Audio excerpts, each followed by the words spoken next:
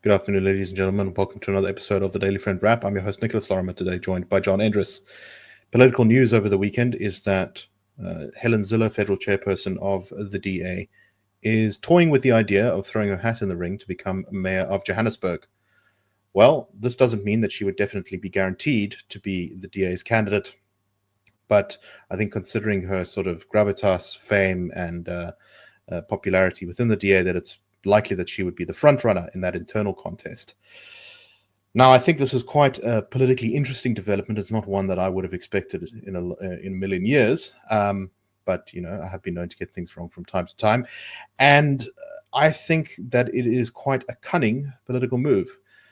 Zille, of course, has been very successful as mayor of Cape Town before she became the Premier of the Western Cape. So she has this immense body of knowledge in governance, not just in governance, but specifically the types of governance that she would need in order to turn the city of Johannesburg around from the position that it's in.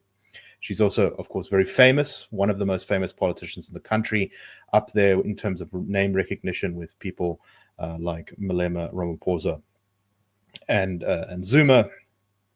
So that definitely, I think, is an asset in any political campaign. And while the DA being able to govern Johannesburg after the next local government elections, I think, is a little bit of a long shot, it's definitely not impossible if they have a good campaign and the national wind is blowing in their direction.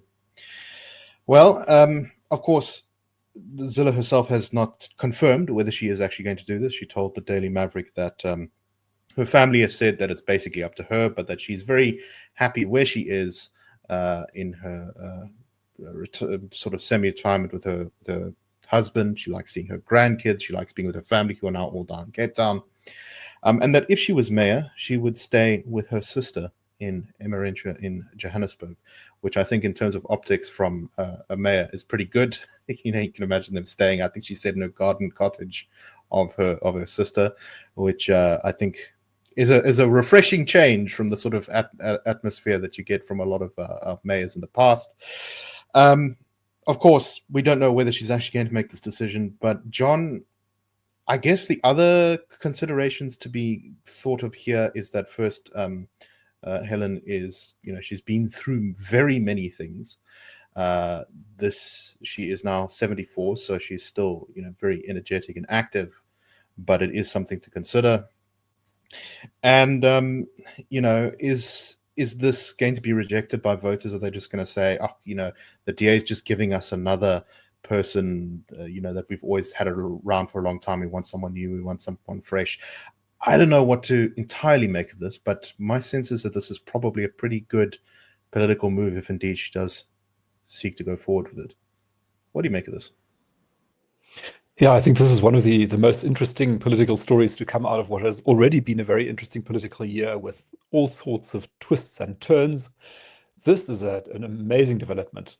So the first question I would ask is this a prize that's interesting at all?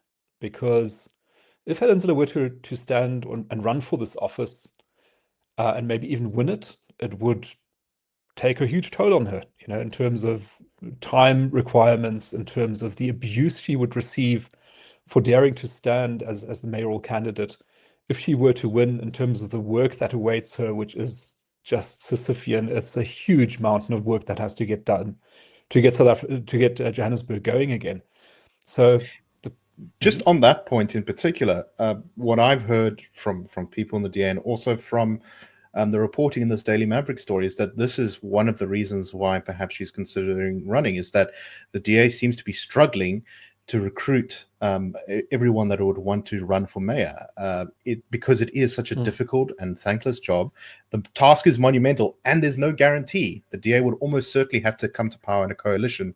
And as we've seen before in the past, that's not a very sure thing, that even if you win the mayorship, that you will stay in the mayor's seat. Yeah, and we saw Gareth van Onselen, I think, asking the very pointed question, how come that Helen Zille is the only person that the DA can come up with to attempt this thing? But an obvious explanation is that it's just such a thankless task. It's a very high risk of failure. very high certainty of unpleasantness and hard work. So who wants to do it? You're not going to find somebody who's willing to do it. And for Helen Zille to put up her hand, I think, it really speaks to her strength of character and grittiness that she's willing to consider it. But the question to get back to from earlier is this a prize worth the cost and the risk? And I would argue yes.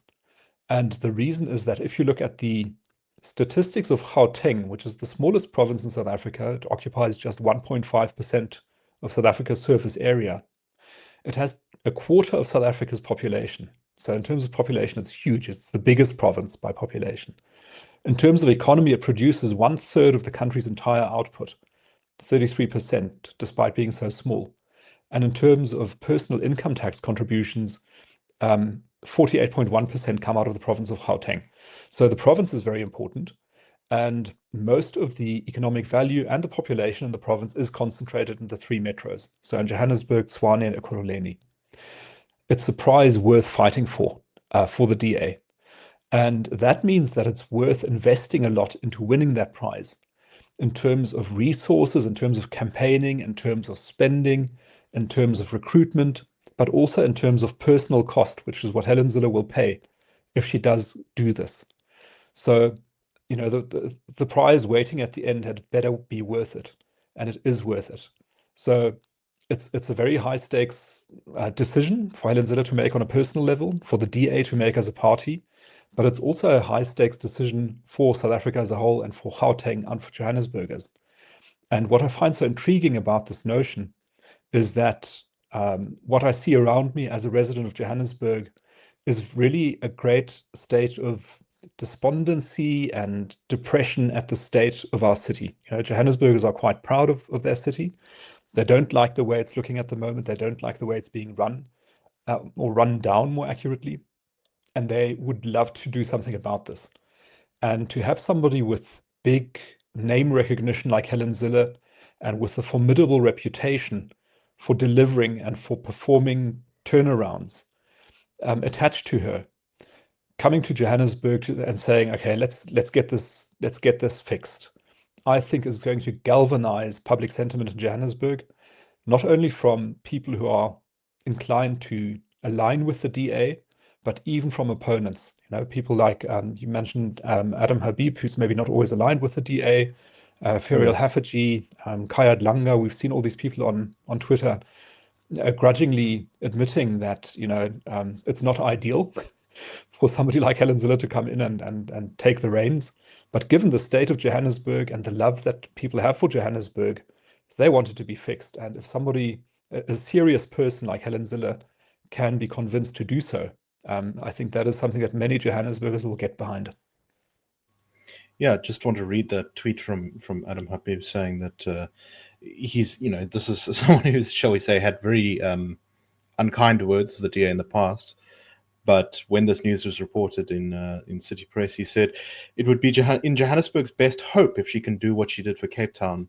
Johannesburg and SA would be better for it. Please don't respond with racialized political rhetoric. Johannesburg needs water, power, roads, and frankly, governance. No one else can deliver it. Zille can.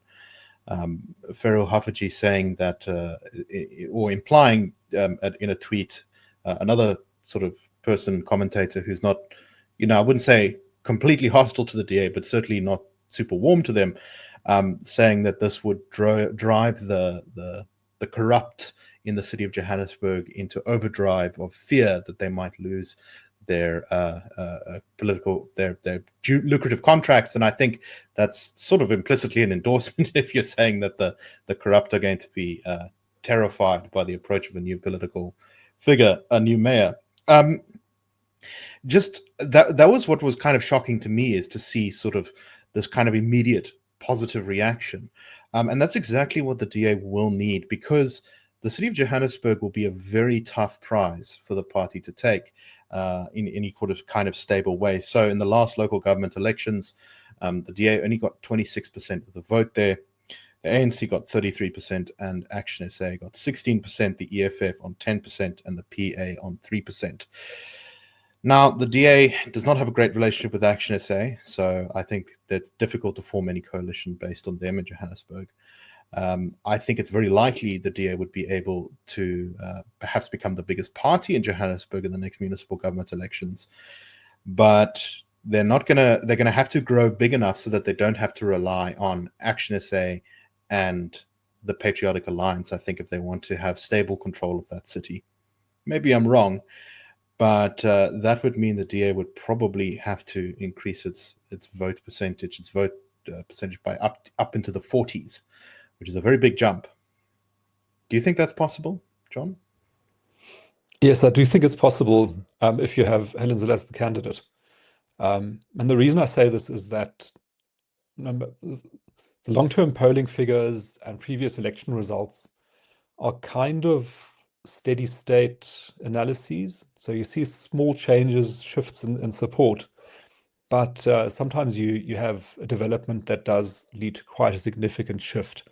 And my feeling is that a Zille candidacy could be that kind of shift.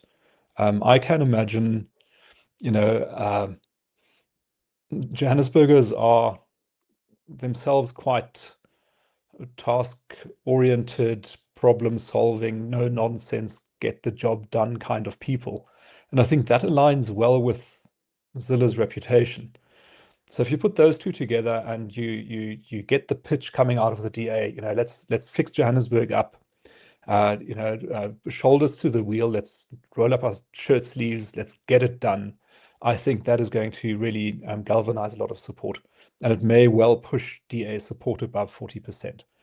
Linked to that also, your comment from earlier, the reason this would be very concerning to the ANC is that we see what happened to that party in the Western Cape province, which is that once they found themselves in opposition, they never really found their way back to power.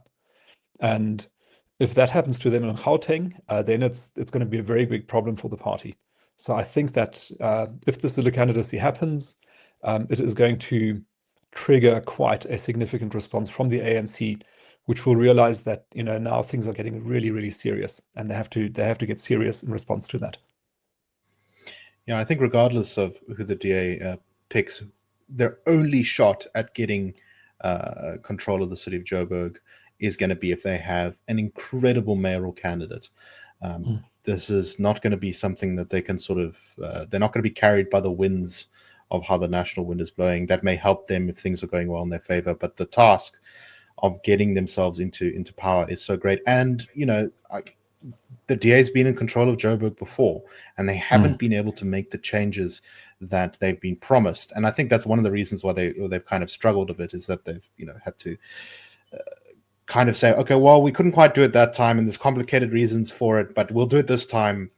You just need to give us another chance. And I think it'll be very difficult for the party to recover if they do get control of Joburg and then aren't able to make the magics happen. So in a lot of ways, I think this is kind of once in a political generation shot for the DA, and maybe Helen is the person who can do it.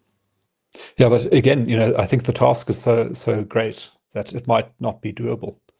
It could be the case that the administration is so rotten, and you can't get it to perform even with the best will and the best management, and that would be quite devastating. I hope that's not true. I hope that somebody can turn the city around, but clearly it's going to take a very significant effort.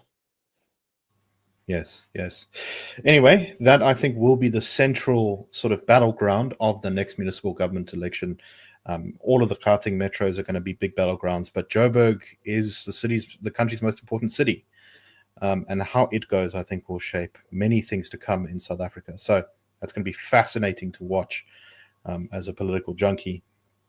Let's very briefly cover our next story, and then a comment on the BEE debate after that. But our next story is that there is concern being raised in Parliament about the state of South Africa's military bases. It seems that a significant number of bases are experiencing land invasions. People are establishing informal settlements, or just simply moving onto and using military bases and the land around them across the country. Apparently, the Marie Vale base in the East Rand is being used by some local people to keep cows and goats in a corral. In other places, there are these sort of shack settlements being set up. Bases are suffering because you have these very poor communities next to them, and as a result, their capacity is diminished due to, quote, rampant theft of vehicle parts, electrical cables, IT equipment, and office supplies infrastructure, including perimeter fencing and security lights, according to some of the reports in Parliament. John, if your military isn't able to keep its equipment in order because someone has stolen the wrenches, let's just say, it's not a great look. No, it's not. And it gives us a good opportunity to talk about property rights again. So the government itself owns quite a bit of property, but it also has the job of protecting property that is owned by whoever may be the owner. And the fact that the government can't protect its own property does not bode well for the property of others. And, that's reflected all around us in high crime statistics and land invasions in many areas, squatter camps, and so on. And building a functioning economy without strong property rights is very, very difficult, maybe impossible. And so it's more than just a canary in a coal mine. This is like a whole flock of canaries sort of dropping to the floor and showing a warning signal of what's going on. Exactly right. And of course, this is not the only government property that's being misused. Municipal and national government property across the country is often falling into disrepair, which is, diminishing the capacity of the state to do various things. Perhaps it would be better if they just sold off quite a lot of it and actually gave it to people with freehold title rather than just letting it decay. But that's a conversation for another day. All right, let's finish off by just talking briefly about the state of the debate on BEE. I think today we saw a big pushback in the opinion pages and in the sort of ideas space from various defenders of BEE. There was an article in the Mail and Guardian saying that a future without broad-based BEE and affirmative action is not possible. The head of the Black Management Forum writing that piece, President Cyril Ramaphosa saying that Black economic empowerment is vital to inclusive economic growth. And let's just say that, unsurprisingly, perhaps, I didn't find a lot of these arguments particularly convincing. Business Leadership CEO also said that transformation is key to South Africa's economic growth. This one in particularly sort of frustrated me because it begins with this comment that South Africa really hasn't been able to transform our society from one where most people are poor to one where there's lots of people in the middle class. And then immediately the conversation jumps to the discussion of top level management, and it's sort of like, the problem is not that we don't have enough managers of this race or that race. The problem is that we have millions and millions of people living in poverty without any hope for a better future. Your thoughts, John? Yeah, we see this debate rumbling on now. And, we've, I think, spoken before on the program about a bit of a defensive position from the advocates of BEE.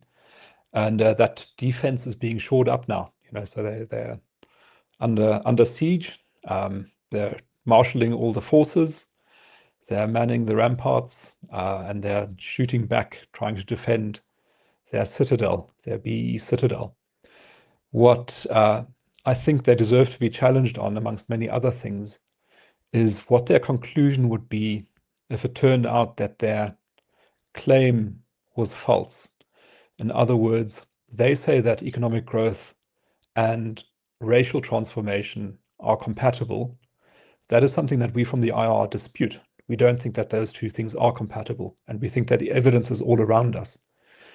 If our opponents were to agree with us that you cannot have economic growth while social engineering on this scale, would they then step away from BEE? I wonder.